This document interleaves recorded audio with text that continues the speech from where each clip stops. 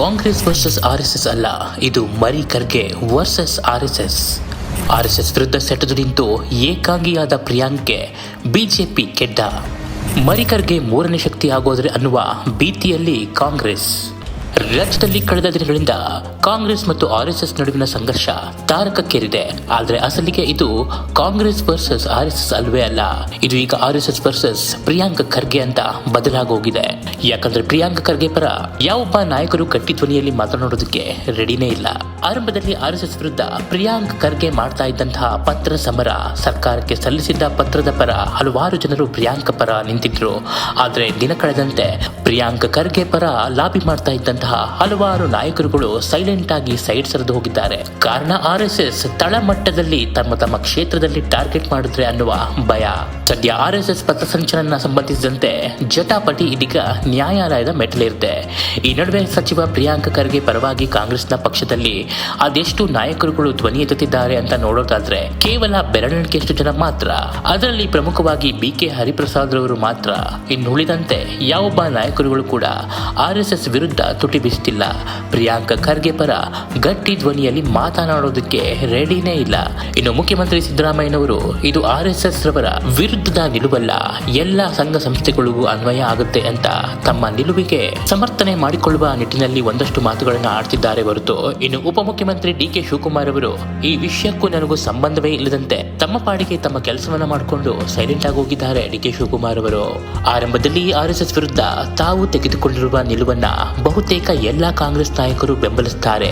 ನಾನು ಹೈಕಮಾಂಡ್ ಮಟ್ಟದಲ್ಲಿ ದೊಡ್ಡ ನಾಯಕನಾಗಬಹುದು ಅಂತ ಅನ್ಕೊಂಡಿದ್ದಂತಹ ಪ್ರಿಯಾಂಕ್ ಖರ್ಗೆಗೆ ಹಿನ್ನಡೆಯಾಗುವ ಎಲ್ಲ ಲಕ್ಷಣಗಳು ಕಾಣ್ತಾ ಇವೆ. ಸದ್ಯ ಕಾಂಗ್ರೆಸ್ನಲ್ಲಿ ಪ್ರಿಯಾಂಕ್ ಖರ್ಗೆಗೆ ಸಿದ್ದರಾಮಯ್ಯನವರು ಮತ್ತು BK ಹರಿಪ್ರಸಾದ್ ಈ ಇಬ್ಬರು ನಾಯಕರುಗಳು ಮಾತ್ರ ಗಟ್ಟಿ ಧ್ವನಿಯಲ್ಲಿ ಪ್ರಿಯಾಂಕ್ ಖರ್ಗೆ ಪರ ನಿಂತಿರೋದು. ಇದಕ್ಕೂ ಕಾರಣ ಕೂಡ ಇದೆ. ಸಿದ್ದರಾಮಯ್ಯನವರು ಹೈಕಮಾಂಡ್ ನ ಪರ ಅಂತ ತೋರಿಸ್ಕೊಳ್ಳೋದಕ್ಕೆ ಇದು ಒಂದು ಒಳ್ಳೆ ಅಡ್ವಾಂಟೇಜ್ ಅಂತ ಸ್ವೀಕರಿಸಿದಂತೆ ಕಾಣ್ತಾ ಇದೆ. ಯಾಕಂದ್ರೆ ಮಲ್ಲಿಕಾರ್ಜುನ ಖರ್ಗೆರವರ ಮಗ ಸುಪುತ್ರ ಪ್ರಿಯಾಂಕ್ ಖರ್ಗೆರವರು ಹೊರಡಿಸಿರುವ ಈ ಒಂದು ಪತ್ರಕ್ಕೆ ಮತ್ತು ತೆಗೆದುಕೊಂಡಿರುವ ಆರ್ಎಸ್ಎಸ್ ವಿರುದ್ಧದ ಈ ನಿಲುವಿಗೆ ತಾನು ಸಂಪೂರ್ಣ ಬೆಂಬಲ ಕೊಟ್ರೆ ನಾಯಕತ್ವ ಬದಲಾವಣೆಯ ಈ ಸಮಯದಲ್ಲಿ ನನ್ನ ಮೇಲೆ ಹೈಕಮಾಂಡ್ ಶ್ರೀರಕ್ಷೆ ಇರುತ್ತೆ ಅಂತ ಸಿಎಂ ಸಿದ್ದರಾಮಯ್ಯನವರು ಪ್ರಿಯಾಂಕ್ ಖರ್ಗೆ ಪರ ನಿಂತಿರೋದು ಕಾಣಿಸ್ತಾ ಇದೆ. ಇನ್ನು ಆರ್ಎಸ್ಎಸ್ ಅನ್ನುವ ಬೃಹತ್ ಹುತ್ತಕ್ಕೆ ಕೈ ಹಾಕಿರುವ ಮಲ್ಲಿಕಾರ್ಜುನ ಖರ್ಗೆರವರ ಮಗ ಪ್ರಿಯಾಂಕ್ ಖರ್ಗೆರವರು ಮುಂದೊಂದು ದಿನ ಆರ್ಎಸ್ಎಸ್ ಮತ್ತು ಬಿಜೆಪಿಯನ್ನ ಬಹುದೊಡ್ಡವಾಗಿ ಎದುರು ಹಾಕಿಕೊಳ್ಳುವ ಹಾಗೂ ಎದುರಿಸುವ ದಿನಗಳು ದೂರ ಇಲ್ಲ ಅಂತ ಕಾಣಿಸ್ತಾ ಇದೆ. ಯಾಕಂದ್ರೆ ಆರ್ಎಸ್ಎಸ್ ವಿರುದ್ಧ ಸೆಟೆದು ನಿಂತಿರುವ ಪ್ರಿಯಾಂಕ್ ಖರ್ಗೆ ವಿರುದ್ಧ ಬಿಜೆಪಿ ಪ್ರಿಯಾಂಕ್ ಖರ್ಗೆ ಸ್ವಕ್ಷೇತ್ರ ಚಿತ್ತಾಪುರದಲ್ಲಿ ಭಾರಿ ಪ್ರತಿಭಟನೆ ಮಾಡೋದಕ್ಕೆ ನಿರ್ಧಾರ ಮಾಡಿದೆಯಂತೆ. ಹಾಗೂ ಆರ್ಎಸ್ಎಸ್ ಈಗ ಅಖಾಡಕ್ಕೆ ಇಳಿದಿದ್ದು ಪಥಸಂಚಲನಕ್ಕೆ ಮತ್ತೊಂದು ಹೊಸ ಪತ್ರವನ್ನ ಡಿಸಿಗೆ ತಲುಪಿಸಿದೆ. ಒಂದು ವೇಳೆ ಏನಾದ್ರೂ ಈ ಬಾರಿಯೂ ಪಥಸಂಚಲನಕ್ಕೆ ಅವಕಾಶ ಸಿಗದೇ ಇದ್ರೆ ಹೈಕೋರ್ಟ್ ನ ಮೆಟ್ಟಿಲೇರುವ ಸಾಧ್ಯತೆ ಇದೆ ಆರ್ಎಸ್ಎಸ್.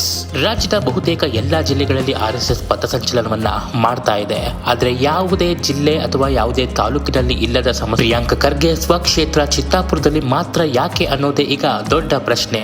ಮೊನ್ನೆಯಷ್ಟೇ ಗೃಹ ಸಚಿವರ ತವರೂರಾದ ತುಮಕೂರಿನಲ್ಲಿ ಆರ್ಎಸ್ಎಸ್ ಬೃಹತ್ ಪಥಸಂಚಲನವನ್ನ ಮಾಡಿ ಗಮನ ಸೆಳೆಯಿತು. ಶಾಂತಿಯುತವಾಗಿ ನಡೆದಂತಹ ಪಥಸಂಚಲನದಲ್ಲಿ ಸಾವಿರಾರು ಆರ್ಎಸ್ಎಸ್ ಕಾರ್ಯಕರ್ತರು ಭಾಗವಹಿಸಿದ್ದು. ಗೃಹ ಸಚಿವರ ನಾಡು ತುಮಕೂರಿನಲ್ಲಿ ಆರ್ಎಸ್ಎಸ್ ಯಶಸ್ವಿಯಾಗಿ ಪಥಸಂಚಲನವನ್ನ ಮಾಡಿತು.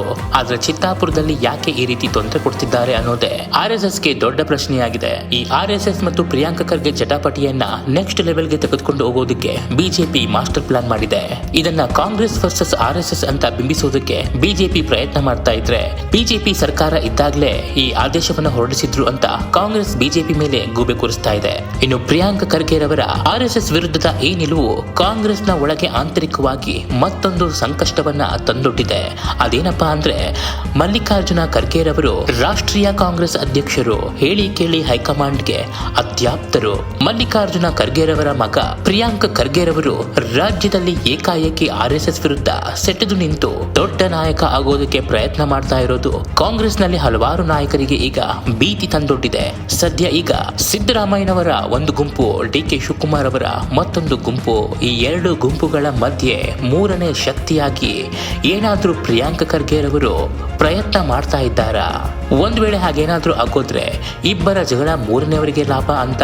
ಒಂದ್ ವೇಳೆ DK ಶಿವಕುಮಾರ್ ಮತ್ತು ಸಿದ್ದರಾಮಯ್ಯನವರ ಬಣಗಳ ಕಾದಾಟ ಅತಿಯಾದ್ರೆ ಮೂರನೇವರಿಗೆ ಲಾಭ ಆಗುವಂತೆ ಮಲ್ಲಿಕಾರ್ಜುನ ಖರ್ಗೆರವರ ಮಗ ಪ್ರಿಯಾಂಕ್ ಖರ್ಗೆರವರನ್ನ ಪಟ್ಟ ಕಟ್ಟಿದ್ರೂ ಆಶ್ಚರ್ಯ ಇಲ್ಲ.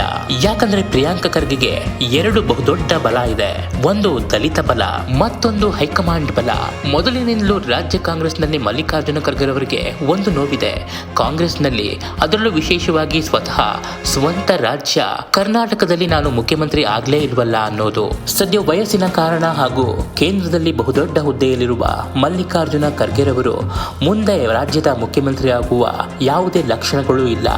ಆದರೆ ಇರುವ ಒಂದೇ ಒಂದು ಮಾರ್ಗ, ಒಂದು ವೇಳೆ ಮಲ್ಲಿಕಾರ್ಜುನ ಖರ್ಗೆರವರು ಮನಸ್ಸು ಮಾಡಿದ್ರೆ, ಹೈಕಮಾಂಡ್ ಮನಸ್ಸು ಮಾಡಿದ್ರೆ ಪ್ರಿಯಾಂಕ ಖರ್ಗೆರವರಿಗೆ ಪಟ್ಟ ಕಟ್ಟೋದ್ರಲ್ಲಿ ಆಶ್ಚರ್ಯ ಇಲ್ಲ. ಇದೇ ಆತಂಕ ಈಗ ಕಾಂಗ್ರೆಸ್ನ ಆಂತರಿಕವಾಗಿ ಕಾಡ್ತಾ ಇರುವ ಬಹುದೊಡ್ಡ ವಿಷಯ. ಹಾಗಾಗಿಯೇ ಪ್ರಿಯಾಂಕ ಖರ್ಗೆ ಪರ ಗಟ್ಟಿ ಧ್ವನಿಯಲ್ಲಿ ಮಾತನಾಡೋದಕ್ಕೆ ಕಾಂಗ್ರೆಸ್ನ ಯಾವುದೇ ನಾಯಕರುಗಳು ಸದ್ಯಕ್ಕಂತೂ ರೆಡಿ ಇಲ್ಲ.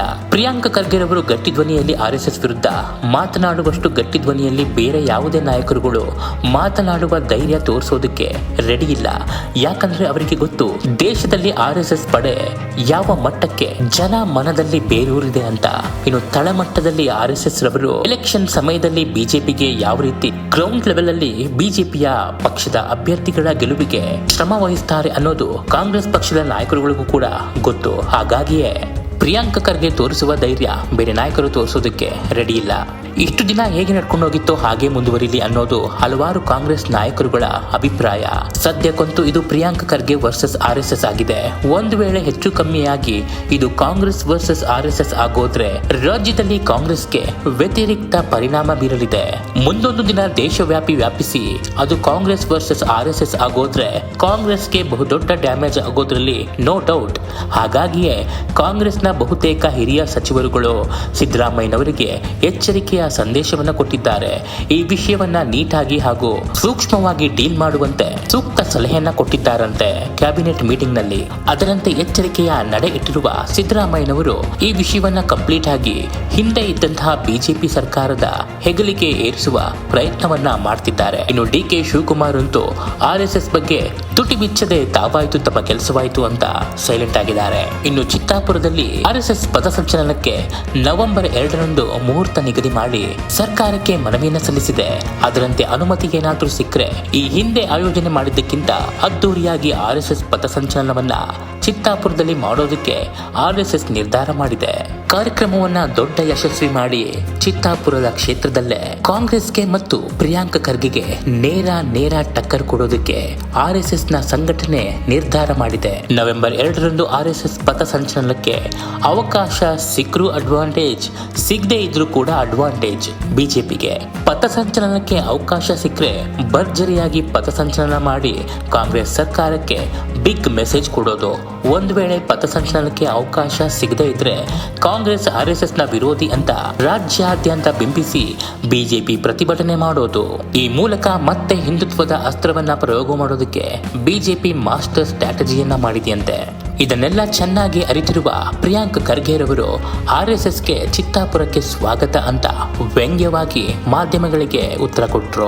ನಿಮಗೇನನ್ಸುತ್ತೆ? ಪ್ರಿಯಾಂಕ ಖರ್ಗೆರವರ ಆರ್ಎಸ್ಎಸ್ ವಿರುದ್ಧದ ಈ ನಿಲುವು ಎಷ್ಟರ ಮಟ್ಟಿಗೆ ಸರಿ? ಮುಂದೊಂದು ದಿನ ಪ್ರಿಯಾಂಕ ಖರ್ಗೆರವರು ರಾಜ್ಯದ ಮುಖ್ಯಮಂತ್ರಿ ಆಗ್ತಾರಾ? ಮುಖ್ಯಮಂತ್ರಿ ಆಗೋದಕ್ಕೆ ದಲಿತ ಅಸ್ತ್ರ ಪ್ರಯೋಗವಾಗುತ್ತಾ ರಾಜ್ಯದಲ್ಲಿ? ಇಬ್ಬರ ಜಗಳ ಮೂರನೇ ಅವರಿಗೆ ಲಾಭ ಅಂದಂತೆ ಪ್ರಿಯಾಂಕ ಖರ್ಗೆರವರಿಗೆ ರಾಜ್ಯದ ರಾಜಕೀಯದಲ್ಲಿ ಬಹುದೊಡ್ಡ ಹುದ್ದೆ ಕಾದು ಕೂತಿದೆಯಾ? ಕಮೆಂಟ್ ಮಾಡಿ ತಿಳಿಸಿ.